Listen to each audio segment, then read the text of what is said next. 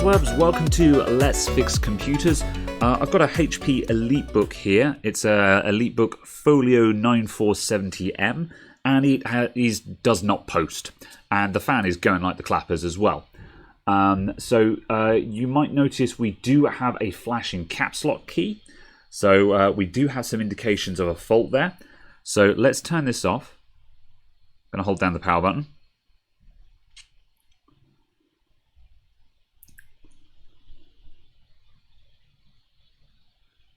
Or not. Damn. It won't even turn off. Understandable, have a bad day. Okay, I will take the back cover off this and disconnect the battery. I'm going to turn it over carefully because I'm not sure if this has a hard drive in it or not. One of these is a battery. It's that one. There we go.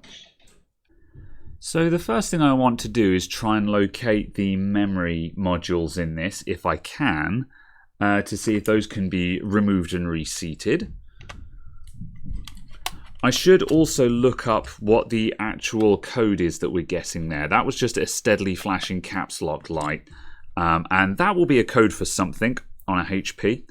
But before we actually start doing Google searching and stuff like that, we'll just do the easy stuff. How do I enter? How does this move?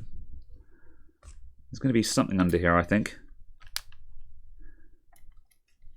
I've undone 2 more screws, but I'm not sure how we go further. Does it slide? Oh, there we go. Right. Okay, well, we found a SSD. We've also found the RTC battery. No memory, however, the RTC battery, or the BIOS battery, I'll take that. So what I'm going to do is I'm just going to disconnect that. Ugh. And we'll just leave that unplugged for a couple of minutes. I shall slurp my coffee and browse Twitter for a short amount of time, and then I'll get back to you. This would also be an excellent time for me to tell you about today's sponsor. No, not really. I don't have one yet, but they're coming. I'm working on it, and I want to gauge a feedback from you guys. What would you guys think if I then did a sponsor read, like now, while I'm waiting a couple of minutes, or while I'm taking the back of the laptop off, that kind of thing? It'd be a 60-second read at some point early in the video. I'm picking out potential sponsors very carefully for stuff that I think is good, not whoever will pay me. Because trust me, I've got no end of people who want to give me money to shill their products, but most of the products are garbage, and no, I'm not shilling them. However, if I said, here's a coffee company that I think sells a good product, or, you know what, here's Audible because no one's offended by Audible, would you guys be super bummed out about that? It'd be a 60-second read while I'm waiting for something or taking some screws out. That's all. Let me know what you think in the comments below. Because at the end of the day, obviously, I am running a channel and a business to earn money, and this pays money. However, I also want to do something that I think is tasteful and not really gross. So yeah, let me know. Right, we've given that enough time, so I shall now reconnect that. I'm kind of hoping this doesn't work, otherwise this video is going to be a bit too short and not really worth publishing. But also I'd like this to work because then I can move on to another job. Alright, I'm going to wait for the charge light to come on. Oh, it's powered on. We have a power light and all the rest of it. So, what's it doing now? We have a keyboard backlight. Oh my god. I'm getting the charger caught. The caps lock light is not flashing. It's probably RAM training. Let's give it a sec. This is going to work, isn't it? No, we've got high fan speed and caps lock again.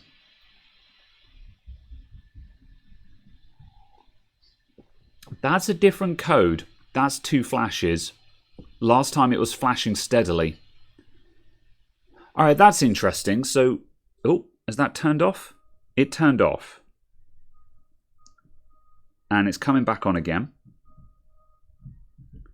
And it just did another code. Is that just flashing steadily now? I think so. Very well. Okay, let's disassemble a bit further and see if we can find the RAM. So If you've never seen an EliteBook before, the EliteBook is one of HP's Pro lineup. So obviously they're very different animals to consumer HP laptops. They are worlds apart. Just like if you're familiar with Dell laptops, the Inspiron and the Latitude are very different animals. There's a reason why the Latitude is considerably more expensive even at the same spec. Right.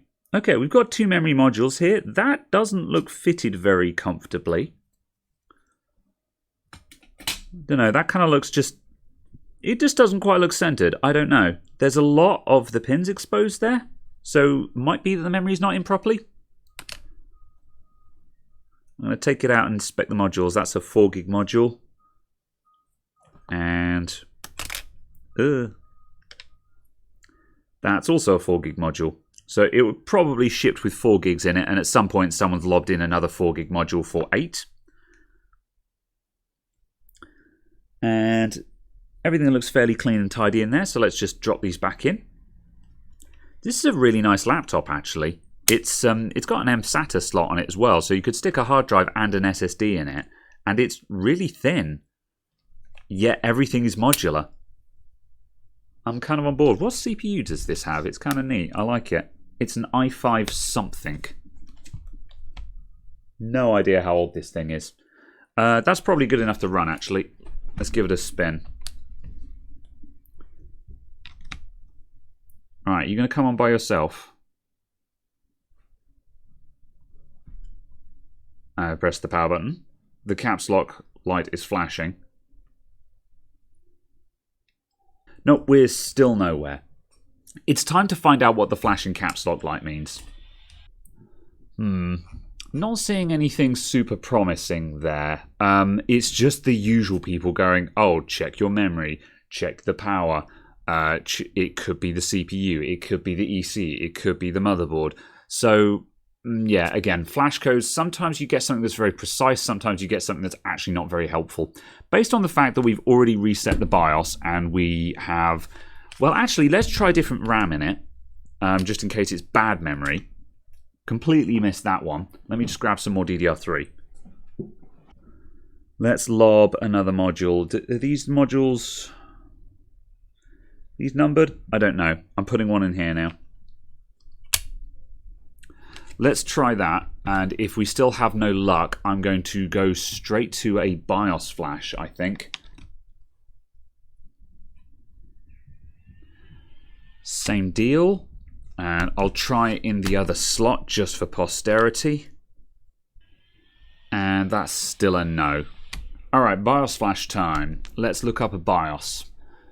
So, I will go to the HP website for this one, hp.co.uk. And let's find a BIOS for this. Software and drivers. Laptop. BIOS. BIOS update. Cool, let's download that. Right, so now when we run this, we should get a couple of options. Update system BIOS on this computer. So that's obviously not going to work because this is my workstation PC, not the laptop. However, we can create a USB flash drive to update or recover the system BIOS on another HP personal computer.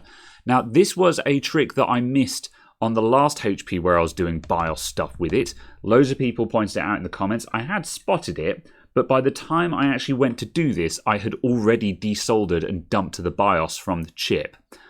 So at that point, I was like, well, I may as well carry on with a manual flash by now. This time, though, we're going to use a USB flash drive. So let me grab one. Okay, go.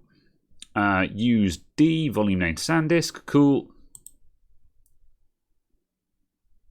Right, it is now ready to use. Very well. Okay, so to recover a system BIOS, power of the system to be recovered, insert the USB flash drive, power on the system. Okay, you'll notice several LEDs blinking on the computer as it attempts to restart cover. Alright, so it should do it automatically. And do we have any USB 2 ports on this? No, they're all USB 3. When doing system stuff, I try to use USB 2 ports if possible, just because on some older laptops, the USB 3 controller might be discrete, and thus it cannot boot from it or something like that. Pretty uncommon these days. It was more of an issue in the earlier days of USB 3, certainly around the sort of first to third generation of Intel processors. Even though Intel have always had their own USB 3 controllers, there were some laptops that just didn't implement them very well, in my experience. But just a thought. As I say, if I'm doing a BIOS flash, if I've got a USB 2 port available, I will use that instead. But yeah, anyway, let's turn this on and see what happens. Right, we're powered on. Caps lock is flashing. It was doing that before anyway. I need to get some flash drives that have indicator LEDs on them, so you know when it's actually doing something. Just for good measure, I'm going to leave this for 5 minutes as it is. I don't think it's doing anything at the moment, and I think I'm going to have to move to a manual flash and see if I get anything out of that. But I'm going to give this 5 minutes just in case it's trying to recover. So, don't think it's going to work, but I'll give it a whirl. See you in a mo. Ugh. This doesn't look like it's doing a heckin' thing. Die. Right. I'm going to flash it. Alright. So, we need to find the BIOS chip. On this one, pretty certain it's just there. Which is, again, reasonably common on business class laptops to find the BIOS chip just sitting right in front of you with a big old highlight around it. I'm going to take out the SSD as well. I should have done this earlier on. I have seen bad SATA devices block post before. It's incredibly rare, but it's not unheard of. I also should have taken this out just to put customer data to one side. That's almost never, ever, ever an issue, but again, you never know. So, good practice and all that. However much I don't think these things matter, it's important to point out that that's a thing that exists, because otherwise someone else will point it out.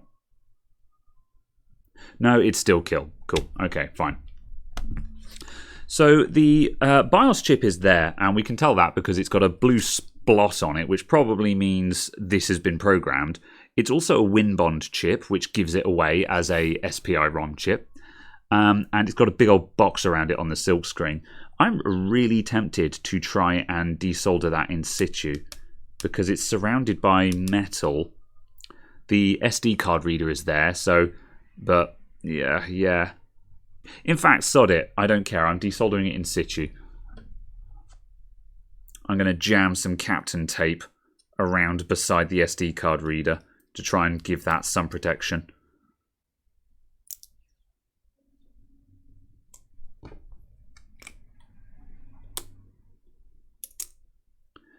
That's the only problem with these business class laptops is everyone is just like, so repairable. And in a way they are, but also as a result of the designers trying to give you access to key components, they often make actual full disassembly even harder. And I'm still of the opinion of just going with the method of just having a big old panel on the bottom that you take off, and then there's the motherboard, Kind of like the MacBook Pro unibody, and by extension, I guess the Retina as well. Like people are, in a way, those are difficult to repair, but also access on them is actually very easy. And people often forget that.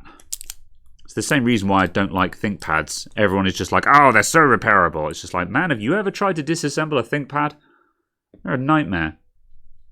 Good. All right, I've jammed some Captain tape down around there just to give a little bit of heat protection. Let's go in close. Right, I shall put some flux on there as well. Then we're going to bring in the hot air at 450 degrees C, just maximum heat, maximum air. And I'm going to be sort of aiming in that general direction. This is far enough away that it's not going to take any damage. Might get a little bit of damage around this plastic sheeting here. So just for good measure, I'll put down some more Captain tape.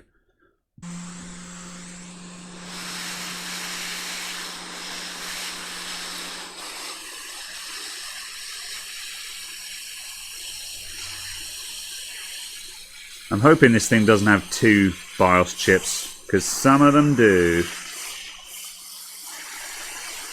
I think it's too old to have the fancy system. Oop, there we go. Smoking. I can't see my socket adapter anywhere, so I'm going to put it on a breakout board.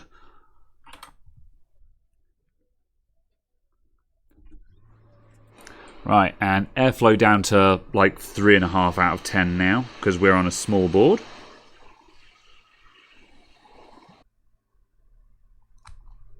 Right, so what is this chip? Please don't scratch the number off. 25Q128FV5? I think that's 25Q128FV. Let's do an auto detect and see if that agrees. Right, that auto detect said BV, however there is an FV there, so I'm going with that.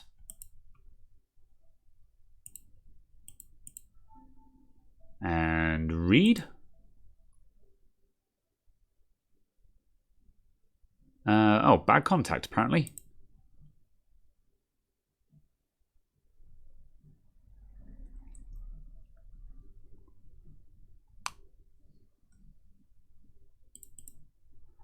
Okay, well, that got a clean read out of it, so that's good enough for me.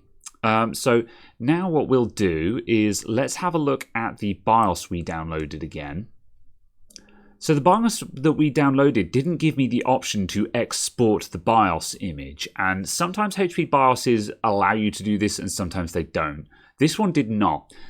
So what I've done is, this is the contents of the flash drive that we made, because the BIOS has to be on here as well. So if we drill into this, we've got these 2 folders. There's BIOS update, and this stuff we saw in the downloads, and these are almost certainly update files. So if it's just updating the BIOS, it doesn't need to erase the entire image. It just modifies bits of it.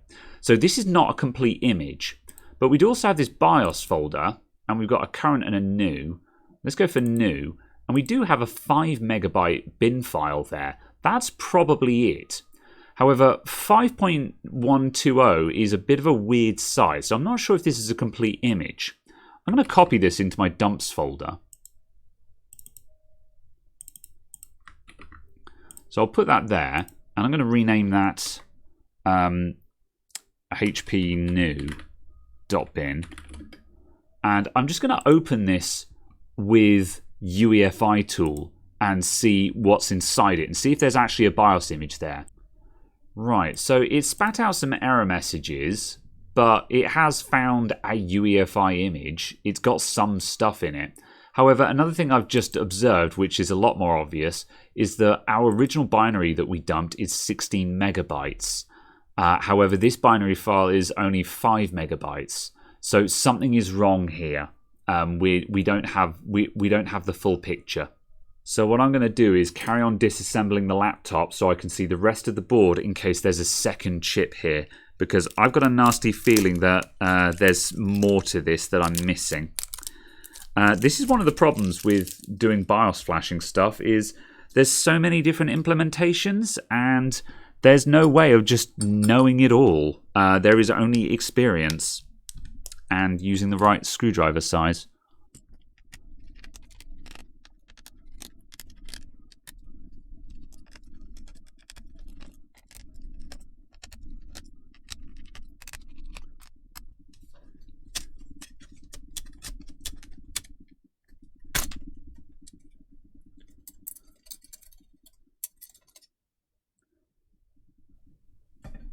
That actually wasn't as bad as I was expecting to take off.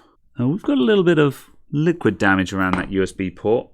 Have I been very dim-witted and missed liquid damage? Nah, there's a bit of corrosion here and there, but not anything that I think is a meaningful amount. Let's go that little bit further to get the motherboard out so we can inspect both sides.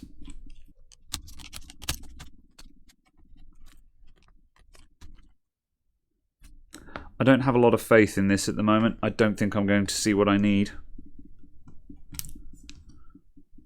My confidence here is currently in free fall. but let's just keep going with what we can see.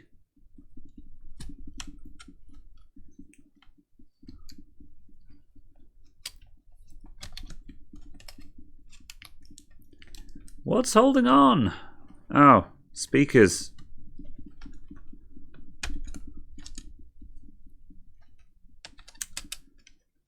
There we go. Good grief. Right, now behold, as we find there's nothing useful on the back of the board. So where's the rest of the BIOS, huh? That has to be it. Okay, let's go back to our flashing thing super quick before I start putting stuff back together. I'm bouncing around a bit. Let's focus on one thing at a time. So let's open the dump that I did. So firstly, here's the one we downloaded from HP, and it looks like it's missing a load of stuff to me.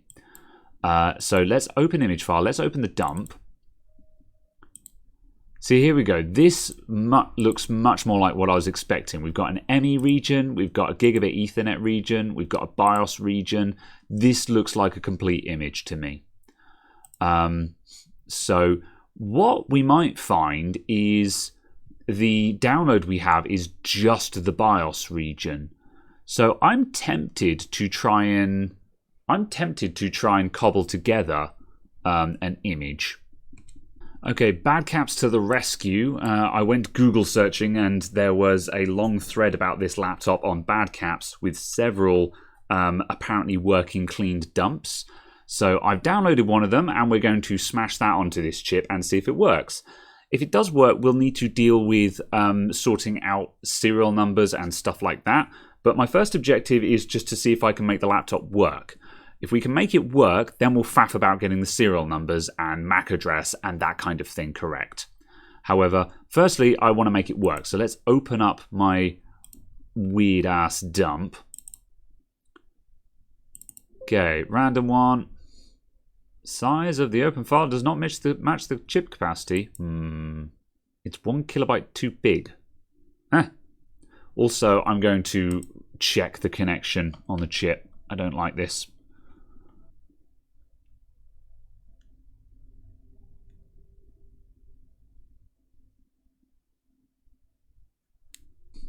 There we go, it's giving me a clean read now.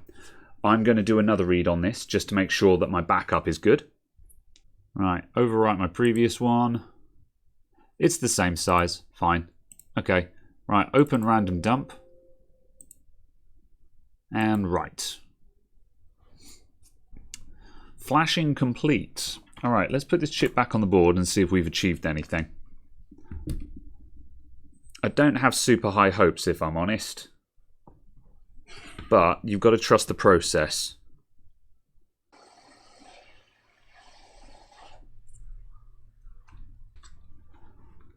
I'm going to re-tin these pads just so we get a nice clean connection. We'll remove all of the unleaded solder and put down some nice fresh leaded stuff. Especially because there's a very high likelihood that this chip is going to be going on and off another 1 or 2 times while I sort this out. Either that or it's not going to work after I do this, and I'm probably going to give up if I'm honest.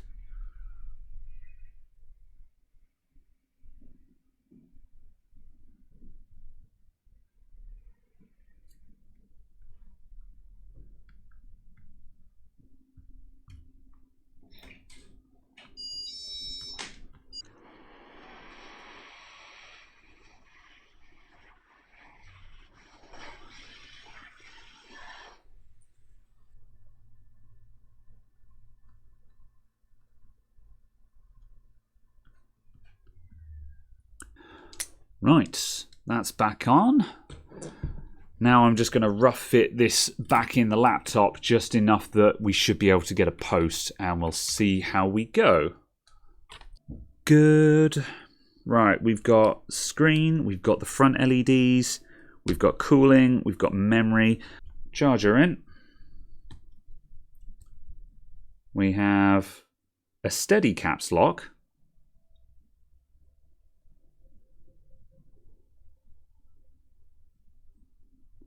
We have post.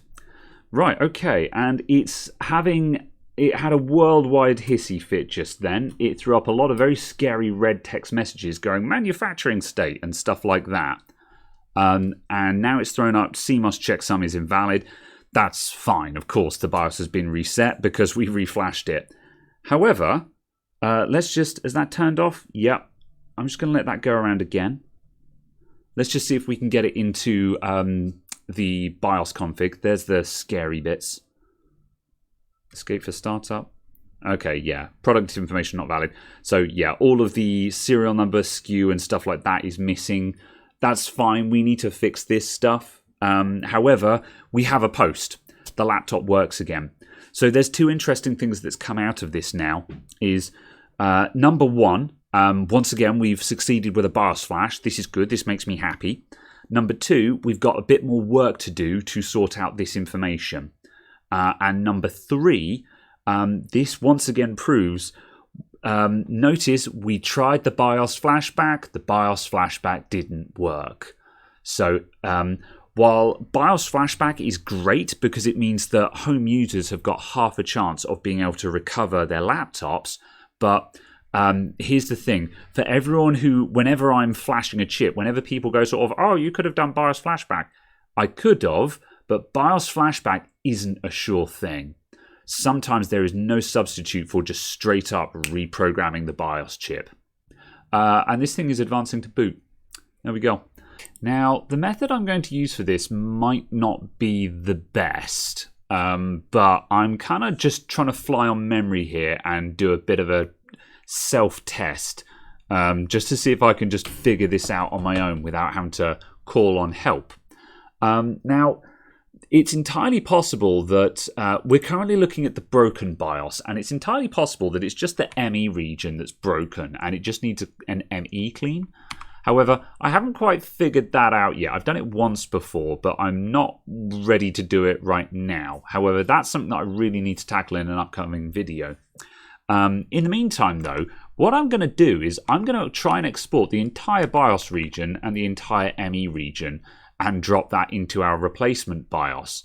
And that theoretically will give me the same effect as just having cleaned the ME region, but possibly with a lot less faff, because ME cleaning is kind of a bit of a faffy process based on the time that I did it. And it strikes me that the only reason why you would actually do it is if you don't have a clean BIOS already. But again, this might be me speaking out of ignorance. This is just me as a layperson because, yeah, ME cleaning is a hassle. So what I'm going to do, I'm going to right-click on the BIOS region. So we're capturing everything that's in there, including all the serial numbers, all the rest of it. And I'm just going to extract as is. I'm going to dump that as region, BIOS region, save. And I'm going to do the same thing with the GBE region. Now we have a GBE region because this laptop has Intel Gigabit Ethernet. For laptops that don't have Intel Gigabit Ethernet, you won't have a GBE region. So I've extracted those two. So now what I'm going to do, I'm going to switch off to UEFI tool version 028, which allows me to replace sections of the BIOS. Now, I think there's a better tool for doing this that's a sort of a work in progress, but I don't have that to hand right now. So I'm going to go ahead as we go. So let's make a backup of my replacement BIOS. I'm just going to copy paste that.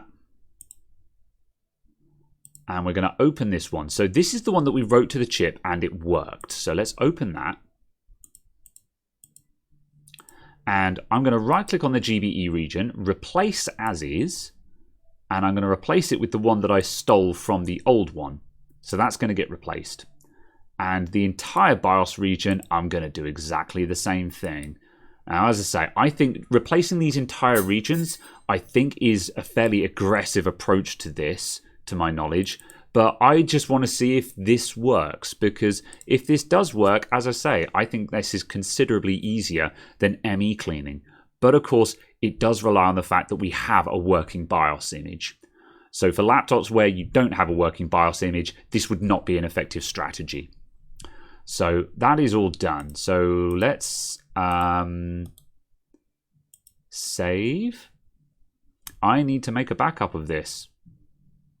Oh wait, we're working on a backup already, so that's fine. So we can save. Save image file. Actually, let's just give it a new name anyway. So I'm going to call that 970M rebuilt.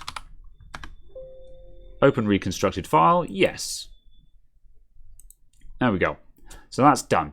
So now I'm going to flash this onto the chip and let's see if it works. So let's switch back to iFix.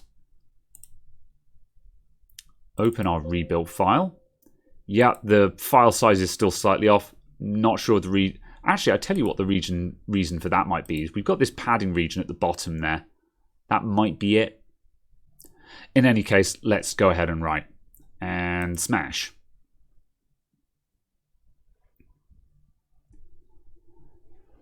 So the good news is because we've got the laptop in a working state and we have a BIOS image that we know works to an extent, I can be a bit of a mad lad here and try different things. And if I make a bit of a hash of it, we can just restore any one of the working images we have. Either the original one, just to go back to square one, or the bad caps image that we got that did give us a post.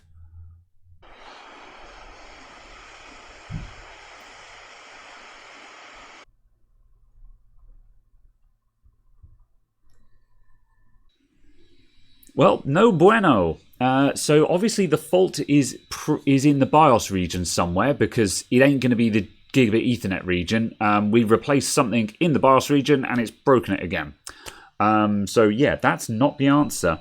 Okay, fine. So we are actually going to have to solve this properly. So I'm back in UEFI tool and we need to be a little bit more specific about what we're transferring over to our good BIOS image. Because the previous attempt, I just tried to take big chunks and drop them in, so I didn't have to think about what I was transferring. And that didn't work, so we need to be more specific. So we can definitely transfer the GBE region. That's a given, and that sorts out our MAC address for our Intel Ethernet card. However, by the looks of things, the fault is in the BIOS region somewhere. So we can't just transfer this entire region lock stock. Now, the only thing we actually need is serial number data, and that is probably going to be somewhere in the padding, which is where typically this kind of information is stored. User data per se, not actual firmware, will often be in padding, and all of the actual file systems, file systems just contain, the actual nuts and bolts of the BIOS. So this is not always the case. For example, it wasn't with, I think it was the Samsung when I last did a rebuild on a BIOS. But in any case, the padding is where we want to look first. So this padding is empty. This padding is empty. This one says it's non-empty. So if I right click on that and do hex view, you can see that we've got a bunch of data here. Now we can't read any of this, so we don't know what it is. Sometimes if you scroll through data, you can see bits of plain text in there that might give you a hint as to what you've got. You might see the word serial, or you might see a string of numbers and letters that looks a lot like a Windows product key. This looks like it's encoded somehow to me. I don't know how it's encoded. Someone else might. However, at the very least, I can't read this. But the chances are that is all of our user data. So what I'm going to do now is I'm going to do an export on that. So let's extract as is. And I'm going to extract this padding non-empty. Save. And now I'm going to switch back to UEFI tool 028 again. And we're going to reopen our original, or we're going to reopen our bad caps dump. And once again, I'm going to replace the GBE region. Replace as is with GBE. And now we're going to drill into BIOS. And we're going to drill into this non-empty padding. Replace as is, and let's replace with the non-empty padding. So we've now changed out these two. So this one's being removed. I can't view that. That's fine. That doesn't matter. I don't care. So let's now save that again. So save image file, and I'm going to save over my rebuilt image once again. Replace, open file, sure thing. There we go. And once again, I'm now going to write this to the BIOS chip and we'll see if that works. And we're ready for our next attempt. Power on. We've got a static caps lock light again. So this is fine. So we're expecting it to do a power cycle or something and then give us a post. This is probably RAM training. There we go. Okay, startup menu. Right, it has posted again, but it looks like the serial data hasn't taken. Because we've still got angry looking messages. Oh, damn it, it just power cycled. So our non-empty padding, it looks like that was not the key here. So what else could it be? Well, I've expanded out some of these other trees. There is some other padding that is also non-empty.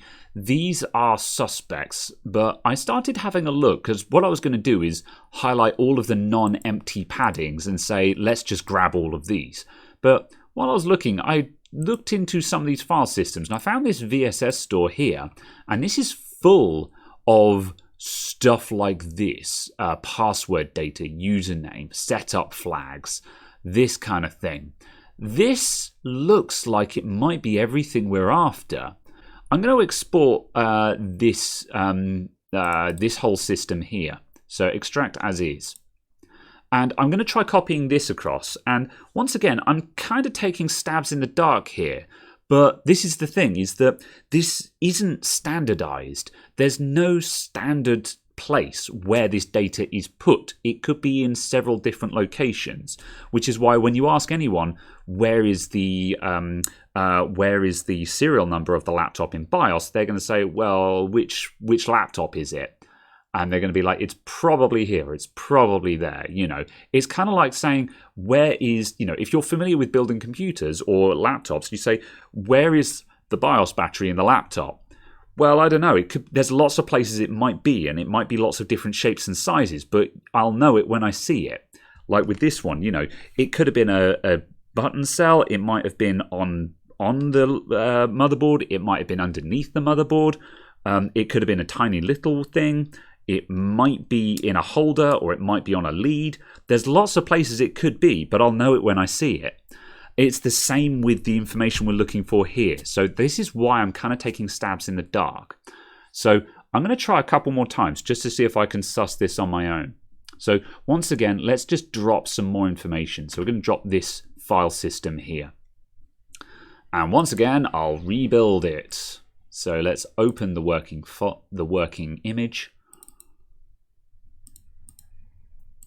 And once again, I'm going to replace the GBE region. And now I'm also going to replace that one there.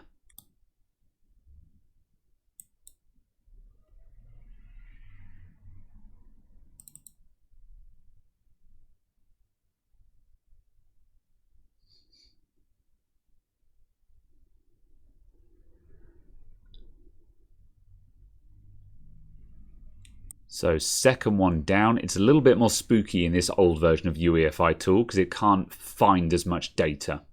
And let's try rolling that. Replace, rebuilt, replace, function cancel. Oh, okay. Oh, that's unfortunate. Okay, didn't like that. Right, I've gotten some help from useful people. Shout out to Wild Floor Lamp, who is about in several of the support groups. Always a great chap. He's incredibly knowledgeable. And he took a look at this and pointed out some stuff that was actually right in front of me that I wasn't aware of. So the first hint of information about this was actually right in front of us here with this error message here that says compressed section body, decompression failed with error. And what that's referring to is this bit here. And this is actually our hint as to what has gone wrong with this BIOS image. This is a compressed section that contains basically the main BIOS executable stuff. And what has happened is because this is compressed, if only one or two bits in this get flipped because of corruption, this entire compressed section gets scrambled. It's like a zip file. Like if you have a JPEG image or something like that, and there's a couple of bits that are wrong on it, you might have a weird artifact or a line across it or something like that. But most of the picture is visible, right?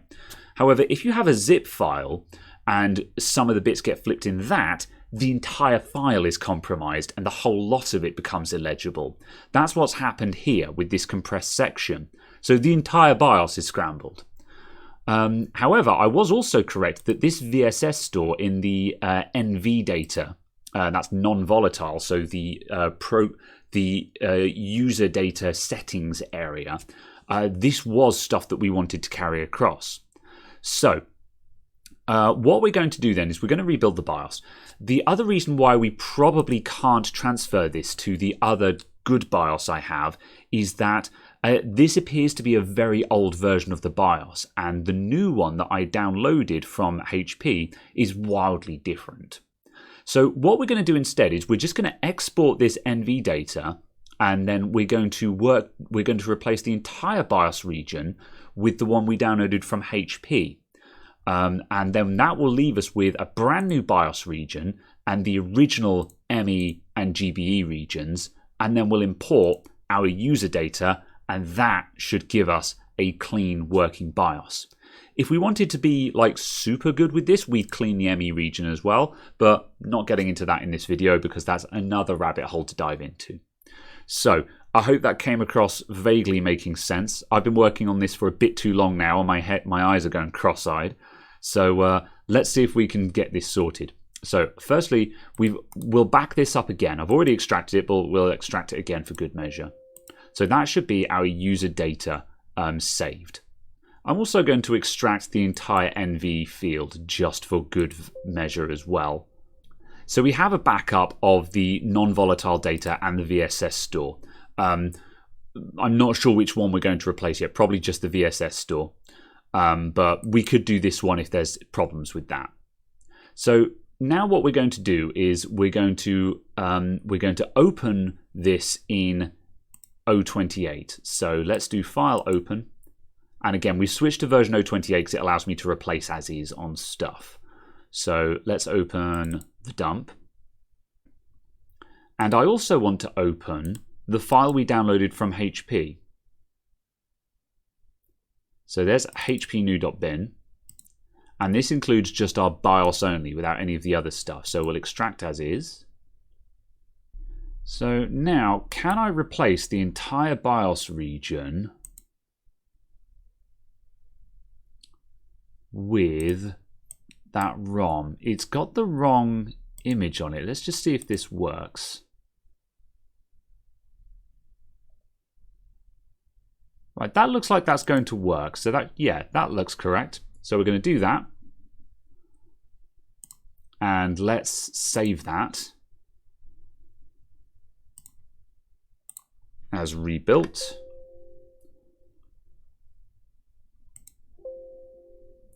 Open it. And now from there, I'm going to replace the second volume. There should be 4 volumes total, and the second one is the non-volatile data. Why are we missing a volume here? Padding, volume, padding, 2 volumes. Ah. Okay, so this is probably where I was running into trouble on my previous attempt. This version of UEFI tool doesn't seem to be recognizing this volume correctly. Let's see if we can replace it as is.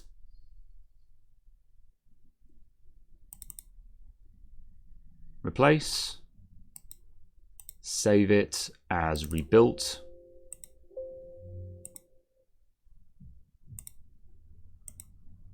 Right, that has been done. Let's open the rebuilt volume here and see if it makes sense in version Alpha 5.9. Okay, that looks like that makes sense to me. That has got the same rough layout that the previous one did. Okay, I think this will work. So I'm hoping that kind of made sense. I'm very much gliding on the edge of my knowledge here, but I think I got that right.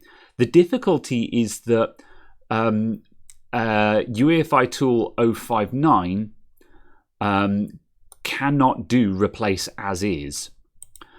Now, there is a fork of UEFI tool that should be able to do this, I believe. However, you have to build it from source code, and I don't know how to do that yet because I'm a noob. So that's one to sort out next time. So this was needlessly confusing because I'm having to switch between two different versions of UEFI tool that have different capabilities. And I need to go away and figure out a better way of doing this.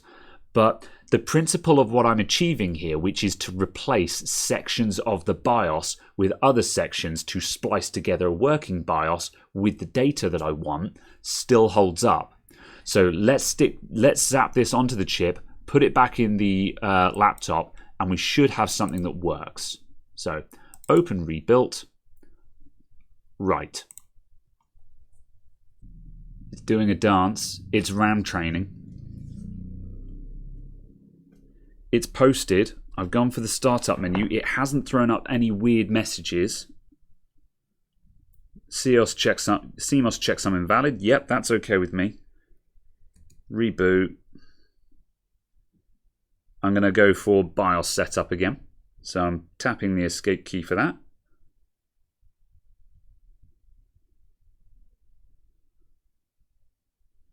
BIOS setup. System information.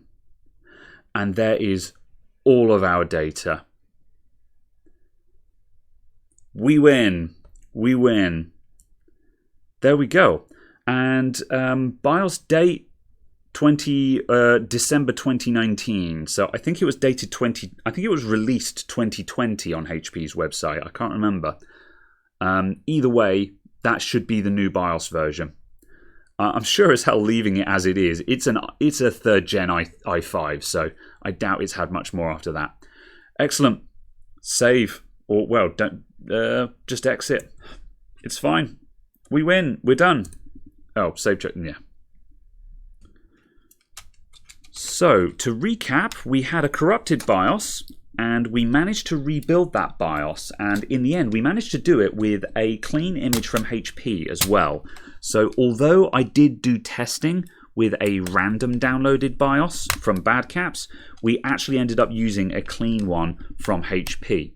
However, we still had to quote-unquote assemble that image ourselves because the image from HP only included the BIOS region, didn't include the ME or the Gigabit Ethernet region, which meant that was why the file size was small and it would not have been enough on its own. If we just flashed that to the chip, it would not have worked because we would have been missing other critical parts of the BIOS as a whole. So yeah, but we managed to use what we had and build a working BIOS, which now functions. And as mentioned, the only way that we could have made that even more perfect was just to clean the ME region while we were at it. But ME cleaning is a bit weird. I do intend to make a video demonstrating how to do it because I need the practice anyway. However, for now, we have a working laptop. And I'm very happy about that. So let's just make sure that turns back on from sleep. There we go. And we're all done. So, past that, thank you everyone for tuning in. Shout out again to a Wild Floor Lamp who helps me figure out the BIOS stuff.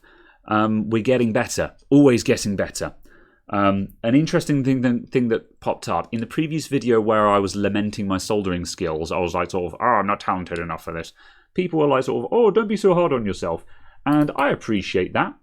However, also, when I say I'm not talented enough for that, that's not to imply that I will never be talented. It's to imply I need more practice. So remember, if you're looking at any of this going, man, I'm not good enough to do that, someone else can do it, which means you could do it too. Remember that. If you see someone else do it, that doesn't mean they're better than you, just means that they have practiced more. So if you practice and you keep fixing things and you keep doing research, stronger every day. Believe it. I'm going now. Goodbye.